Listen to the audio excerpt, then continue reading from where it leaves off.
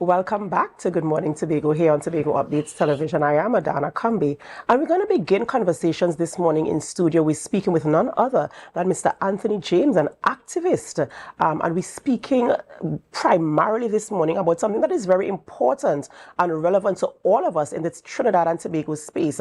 We're speaking this morning about constitutional reform. You might have seen or heard in the news that a committee was commissioned to engage in conversations as it relates to constitutional reform. And so we're going to have some conversations this morning. We're going to talk a little bit about where we are, some of the things that need to be discussed, and so forth. Good morning, Mr. James, and welcome.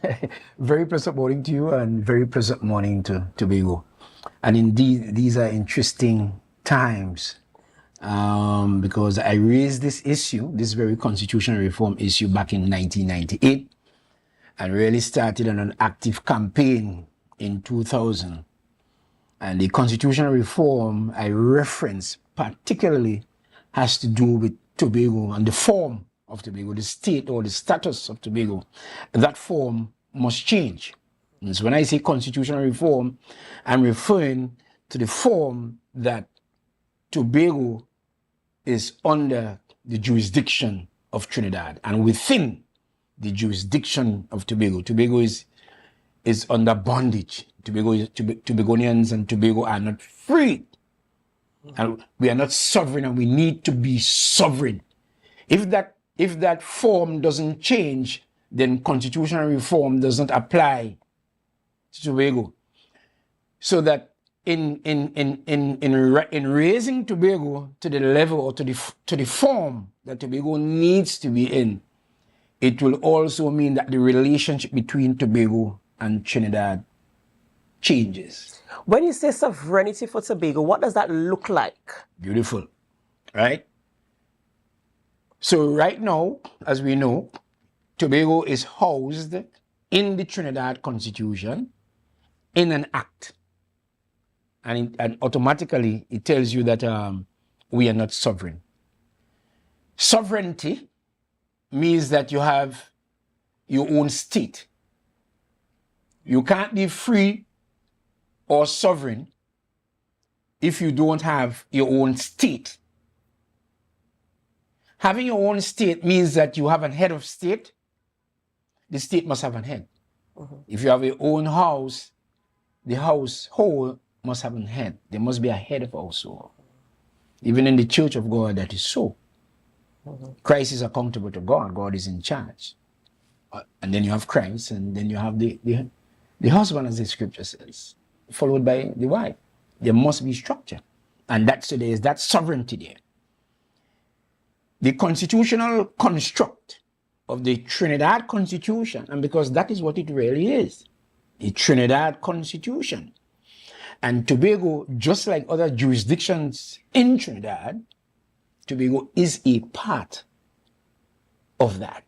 Tobago is a part of the Constitution, but it's not a Trinidad and Tobago Constitution. I want to get this point very clearly, in the sense that Tobago authored, or Tobago helped to author the Constitution. So Tobago helped to author the narrative that it is taking place. Tobago is under orders. And it is true because in 1889, Tobago was made a ward of Trinidad. That's the history we are dealing with. That's the reality. That's the truth. And so we can't prosecute the matter without an understanding of the history. So that you had in Tobago, although it was English or British rule, controlled in those European colonial times, there was a separate government in Tobago. Tobago had its own government. And that government, in those days, you had what you call colony and crown colony. And so that Tobago, or the system in Tobago, was much more advanced than that in Trinidad and other Caribbean jurisdictions, in the sense that Trinidad and other jurisdictions were called crown colony, meaning to say that the crown, the royal throne in England, had more direct control over the affairs. But Tobago was not so. Tobago, for all intents and purposes then, in that colonial regime was operating independently. You follow what I'm saying? So that Tobago was stripped for whatever political reason, and those reasons have nothing to do with the productivity of the citizens of Tobago. That point must be made very, very clear. Those are colonial decisions, and colonial decisions are always made to benefit the colonizer. And the colonizer was stationed in England, in wider Britain, but specifically in England, right? And so that we know that the history is one of colonization, because I'm saying that the system here was closed down completely for whatever reasons. As I said, the system was closed down. So Tobago had here a governor, and that governor resided in Government House Road, and that is why it is named that. That history is not taught in the schools. So the government was stationed up there, and that street or road is named Government House Road as a consequence of that. So Tobago had its own governor, its own executive council or cabinet, if you like. Tobago had its own legislature. So there was an executive here, a sovereign executive. There was a sovereign legislator here in Tobago. And there was also a judiciary. And that is what completes government. Executive, legislative, and judicial. All those things existed here and ought to exist here today. If it served them then it ought to serve us, our people. We have not yet been emancipated. So that we are really living a dark lie in Tobago. From the leadership come right now, we are living lies. And when we are bowing to anthem and standing attention, we are all in a whole foray of lies. It's like when the children of Israel were in Babylon there, and they decided to play an anthem, and telling the Hebrew guys that when this anthem plays, you must bow down. But those with real conviction, those who were free and who were never enslaved mentally, spiritually, psychologically, they decide, come at me, they are not going to yield and they're not going to bow. We need that spirit in leadership in Tobago here. Mr. James, we're talking about sovereignty in Tobago, and you mentioned quite a few things, and the fact that that was the position. Yes. I can't remember what year you mentioned. 1889. 1889, right? And that has since changed. I don't know when the change took place. And you're saying that that's what we need to go back to, because back then it worked and it served the people. But is Tobago, because you're speaking specifically about the Tobago space now, is Tobago, or what will it take for Tobago to get to that place mentally? Because we're talking now about capacity, to be in a position to be sovereign, as you have that described what sovereignty is.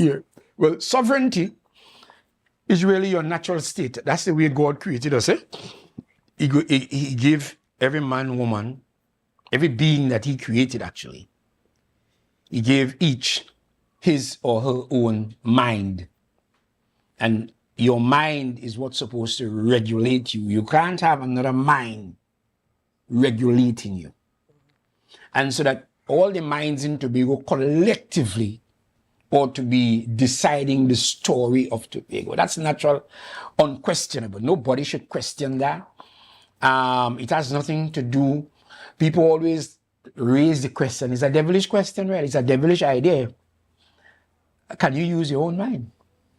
Are you ready to use your own mind? Should you? They're really challenging God and the structure of God, to make a case that somebody else's mind, that this blessed Trinidad mind in this case, ought to be directing the Tobagonian mind. You might wonder if this Trinidad mind is so great. What's so great about them? This is all a pattern of thinking. It's a system, and so that consequentially, you have a pattern of thinking, and therein lies the question. If you have the capacity and the ability and all of that, you have the right. Once you have the right in this world of information, where nothing is esoteric anymore, meaning to say is of special knowledge, that's gone through. We live in the information age here.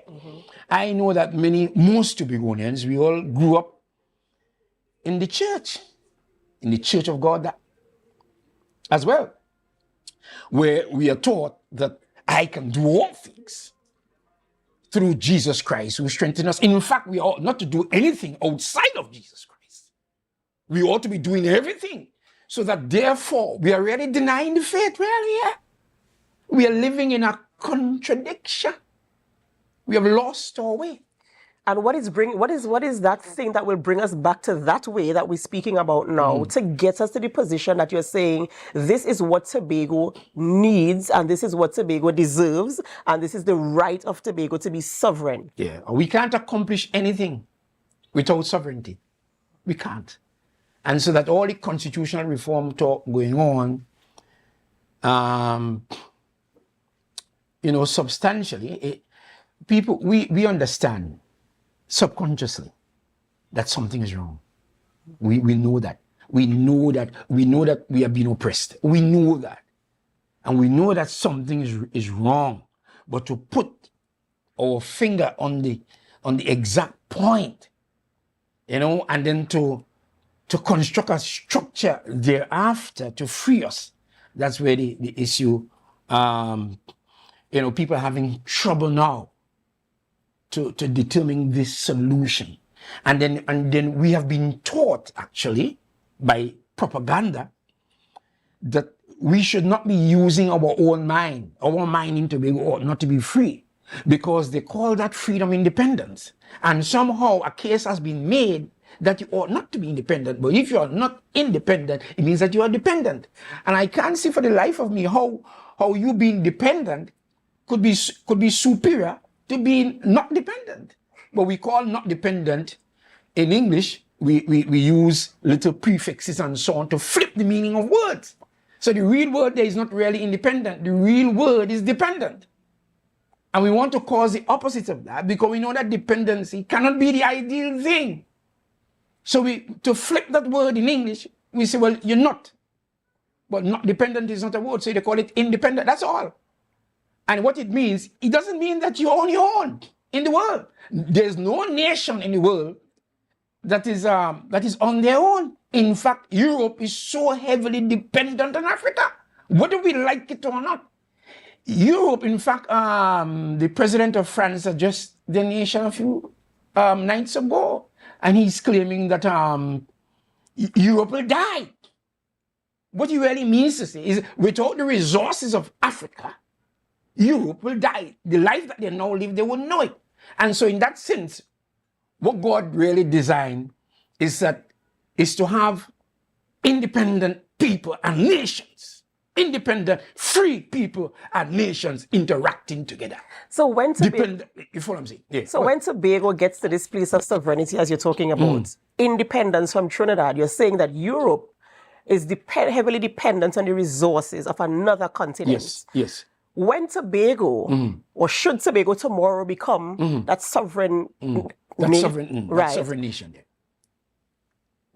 Is there still going to be a measure of dependence from somewhere? No. Okay, so this is getting very interesting. Right? So don't confuse the context of dependency. All the nations in the world, God designed it that way. We are interdependent. To live, that's the word. To live the quality of life that we want to live, because God did not place all the resources in one land, space. That's in right. one space. If He didn't do that.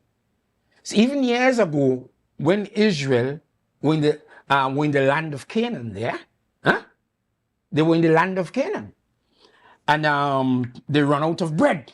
You know the scriptures. I can refer that there.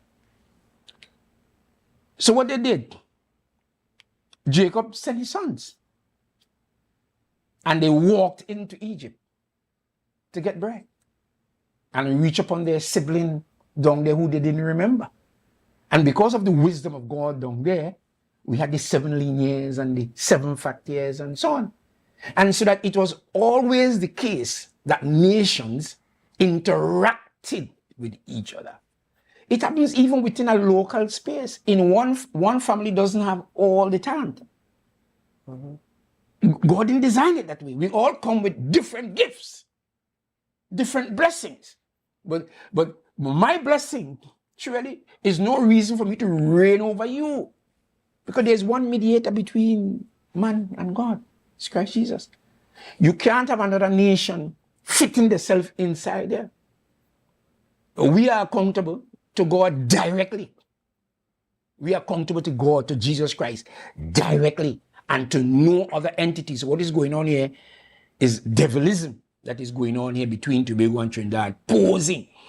And the reason why too we often ask the questions, I go back to that, is because of the propaganda by the ruler, by the ruler of the space. I'm talking about that in Trinidad and Tobago. They have been pumping that propaganda to question yourself and to second guess yourself.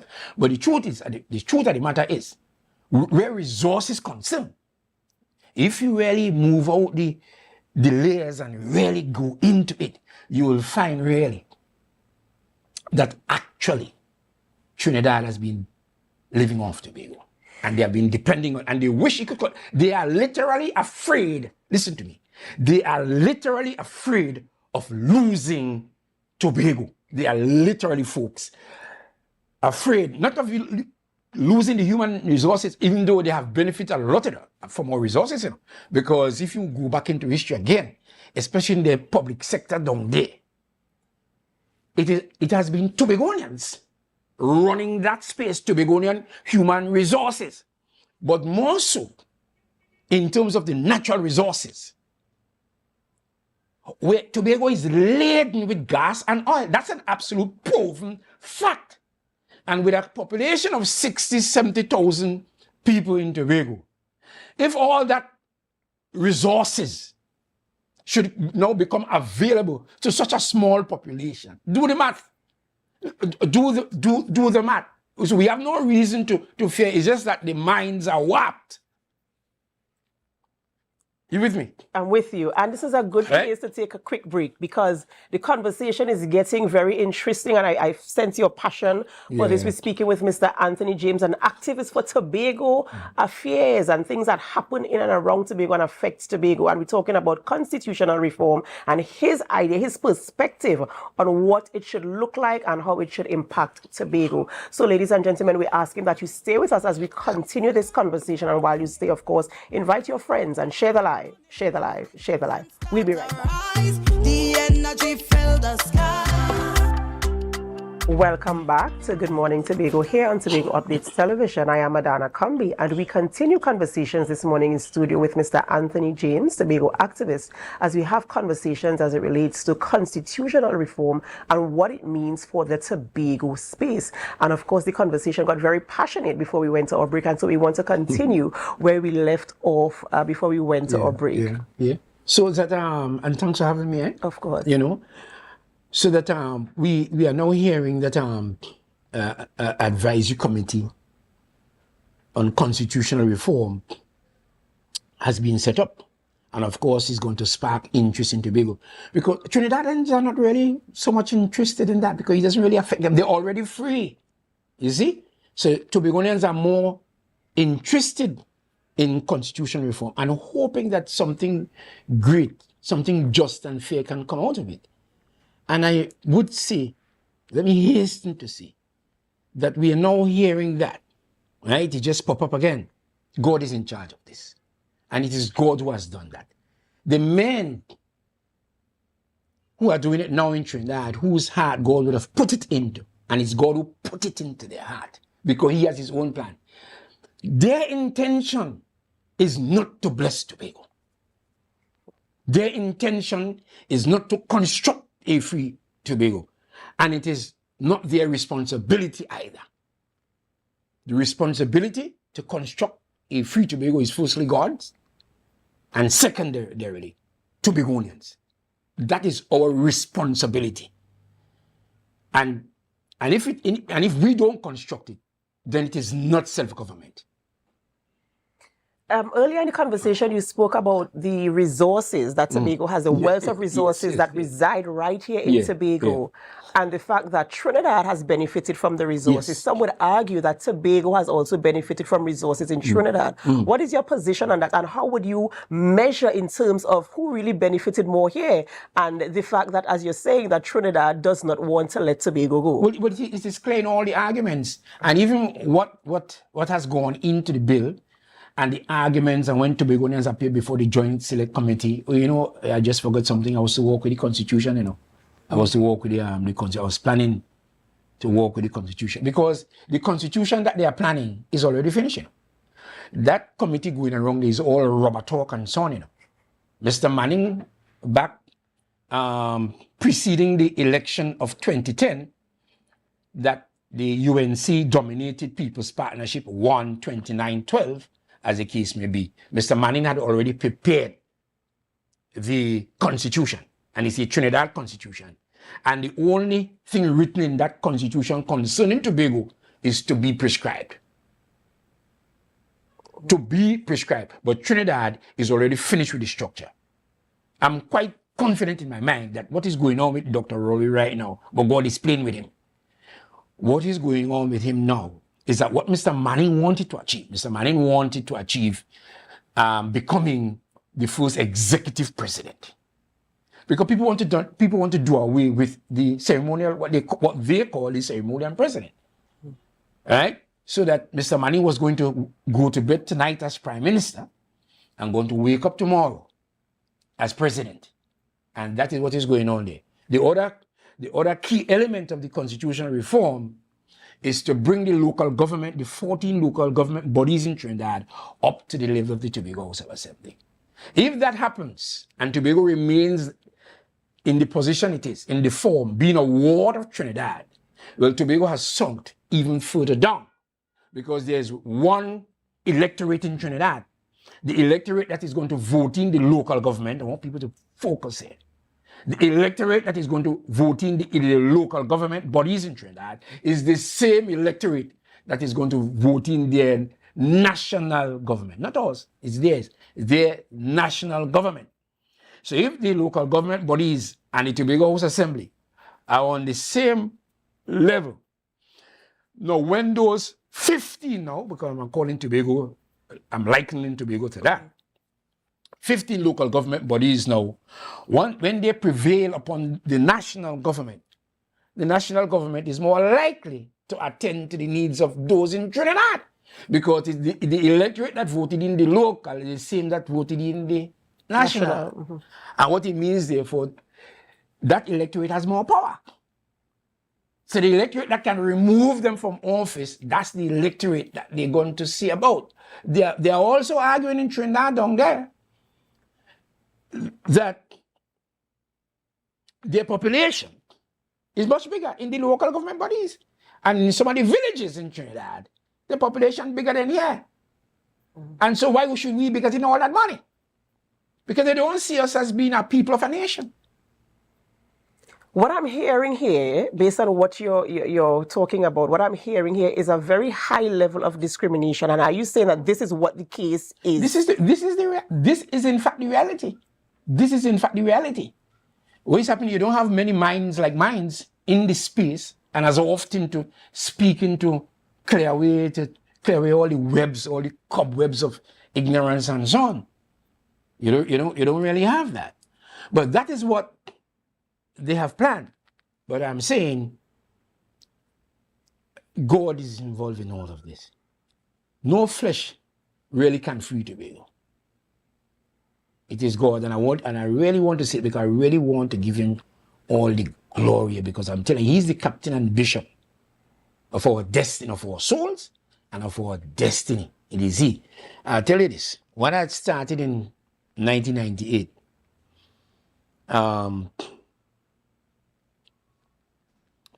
these ideas just came into me. Well, since I was going to school, I used to play cricket and football, or more cricket than football. I played football. I learned football when I was big, but I was a natural cricketer.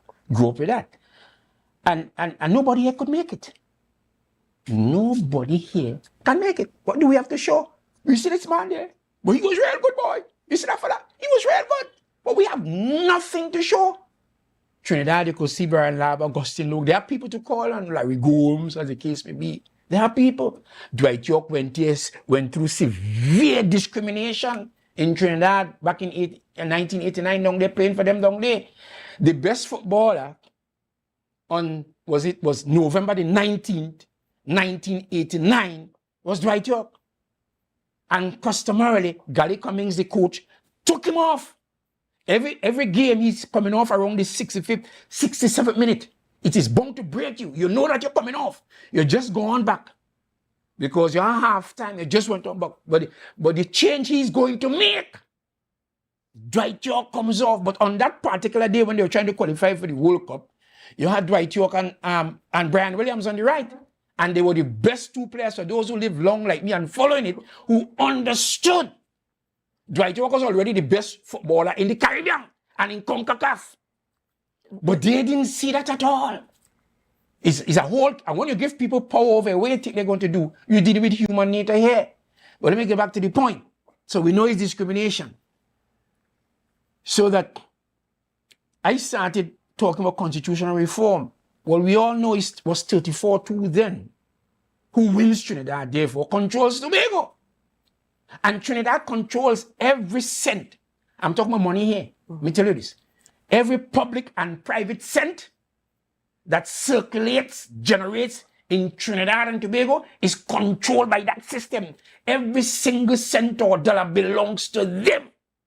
Trust me on that day. That belongs to them by the virtue of the structure. It's 34-2. So there's no democracy in the relationship between Tobago and Trinidad. In fact, the history says that Tobago's a ward. If you have a ward, how do you have democracy? Those who control the ward, they have what they call democracy. But the people in the ward, you have no democracy. This is why they try to kill Robinson. You know, they right. Just recently constituted the committee to speak about this and the constitutional reform. And do you think that there is sufficient representation of Tobago on that committee? Clearly not. Clearly not. But that's their mentality. They see Tobago as a minority, as an outsider. And when they do their population, they are not looking at how should I put that? The need, you know. They are not looking at the need of Tobago. Because they don't see our problem really.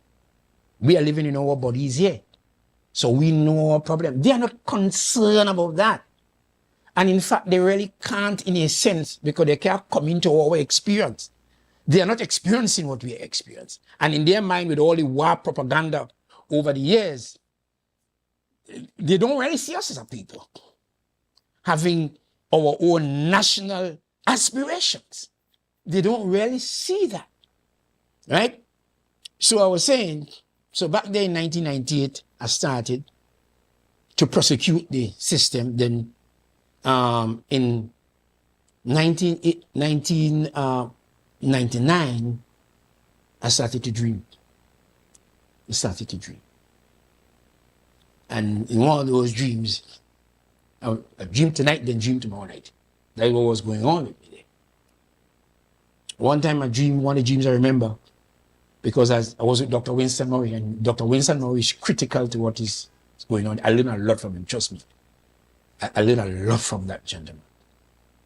And so he had come back to, and so we were prosecuting the issues and so on. And the idea came to me. He said, Tony boy, you see me, I'm going to become a millionaire. So I started to buy books like Think and Grow Rich, Power of Positive Thinking, and all these kinds of books. So I say, forgetting them fellas, I'm going to become a millionaire. That's right.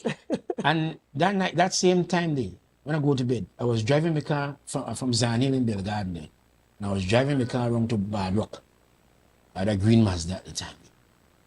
And the car went going over the hill. And I turned back the car, for heaven's sake, the car won't turn back at all. The car went over the hill and then turned up back. The following night, I dreamed the Red House. And was in 2000 before the general election. because by that time, I started a move that there should be no election. And I wrote Mr. Basil Pandey was the Prime Minister. I copied the letter to Mr. Manning, who was the opposition leader, and to A.N.R. Robinson, who was the president. And I told them that there should be no election because the Constitution is supervising the destruction of Tobago. Let me repeat that. The Constitution in Trinidad and Tobago is supervising the destruction of Tobago. And I went into all the different reasons and so on. And I told Mr. Pandey to meet with Robinson and Manning and to set up a caretaker government to deal with the issue of constitutional reform. He didn't take me on. The election bell rang. I remember I was by a house in Singer Hill. So 2 o'clock, Pandey held the press conference and announced the election, and he forget what I told him.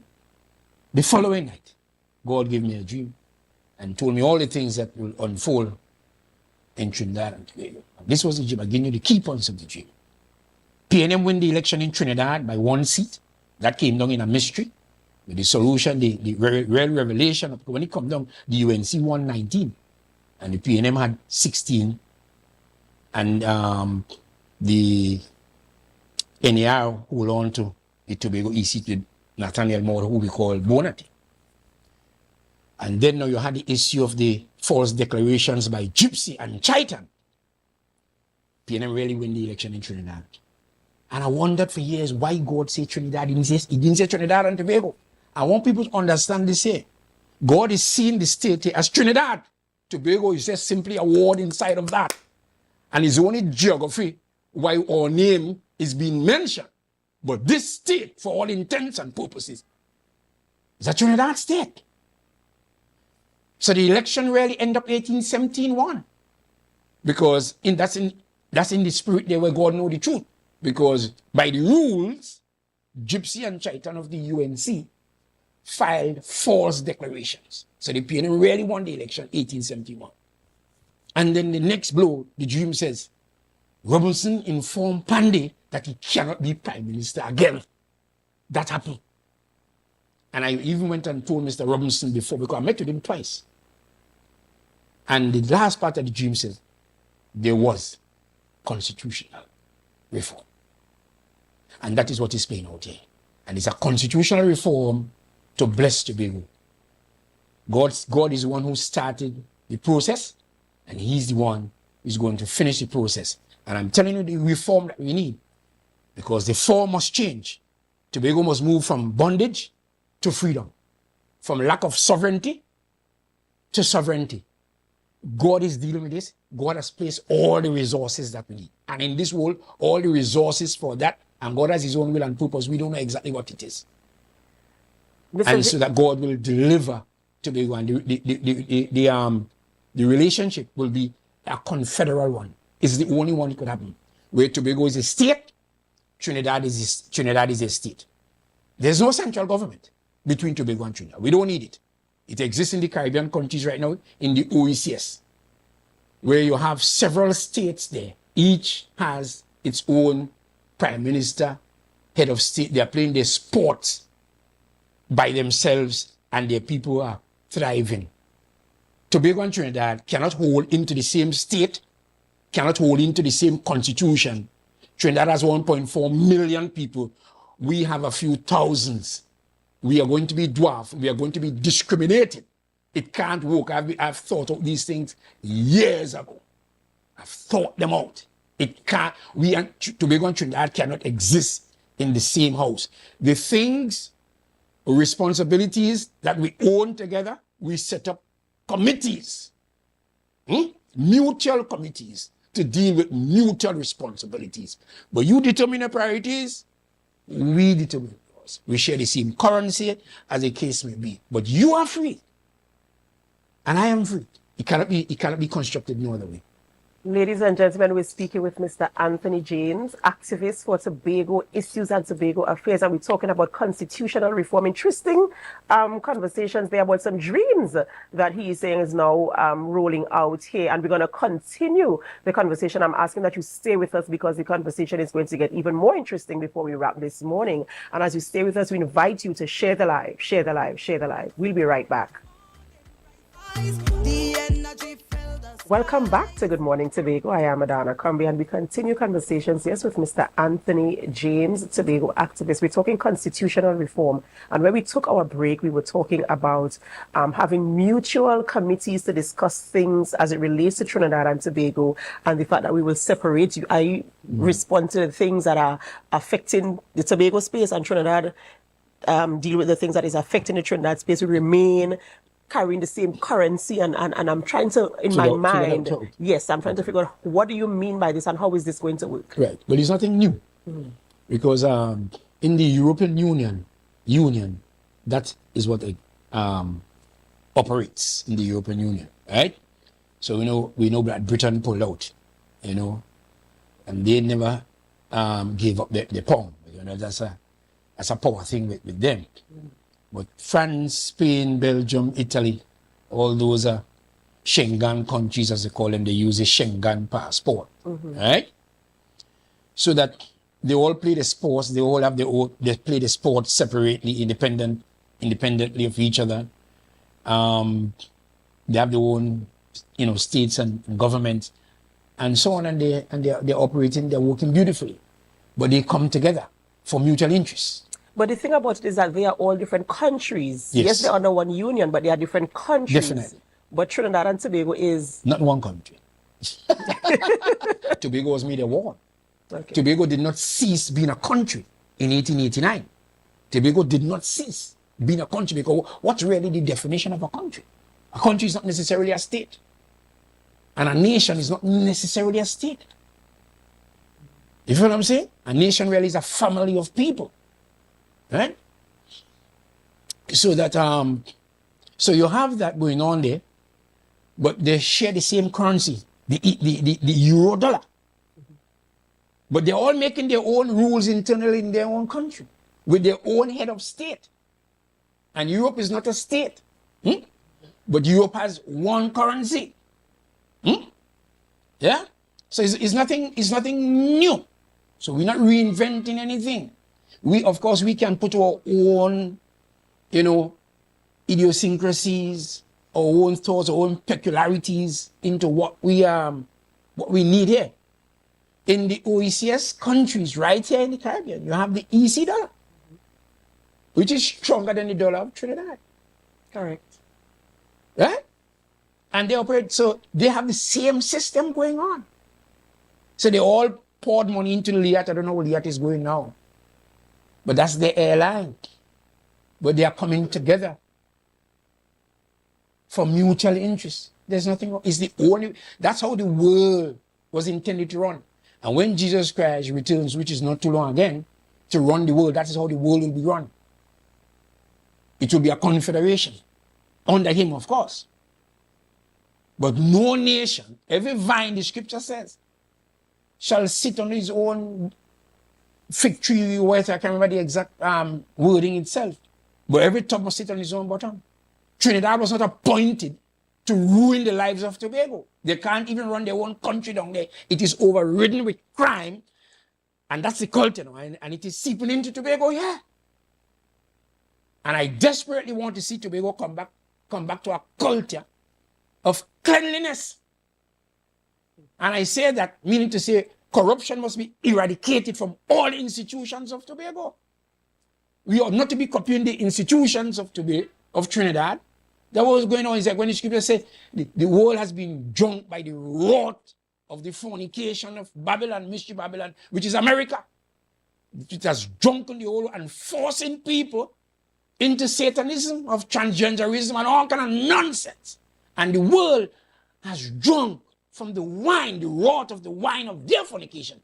And we must not drink from the wine of Trinidad fornication. Mr. James, we're talking here now about Tobago becoming sovereign. and the things that will happen and that we will enjoy when we become sovereign. Yeah. What is the first step Yeah. that we have to take to get there? That's an excellent point, excellent question, really. Because, as we say, the Constitution Advisory Committee now, they can't reform this. They are under instruction, and it's not their responsibility. It is all they said they have to report to the government, and the government in Trinidad is deciding. I'm telling you this. And what is going to happen in Tobago, they're going to tweet the Tobago House of Assembly, because the advisory committee it is not within their purview to alter and reshape Trinidad and Tobago, to see that there is equity between Tobago and Trinidad. They are just collecting views. As I said, the Constitution has already been written. And that is what they're going to do. Tobago can only go as far as the government in Tobago needs to be. I want us to understand that. There is no nation on the face of the earth that has ever arrived at freedom without the government, without their own government, leading them there. I want us to understand this. We have to go home. This is perhaps the most salient point I'm going to make this morning here. Tobago cannot arrive at a particular status except the government, the leadership in Tobago leads Tobago to that point. But God is going to deal with that. Because you see, it has to be government to government. That's how it was. Eric Williams and them, they went to all those Caribbean governments who had their premiers and so on. They went to England. This is government to government talk. Trinidad sees you or sees us as a ward, and they're going to reform with us as a ward. But all this is going to happen before the general election planned in Trinidad for 2025. But before that, there must be constitutional reform. And in the reform, as I've already explained what the form would be, Tobago will no longer be participating in the Trinidad elections, which is a waste of time. Sending 2 representatives going down in Trinidad, losing more for resources again, and wasting time. They can't represent you really, because they are subordinate to the interests in Trinidad.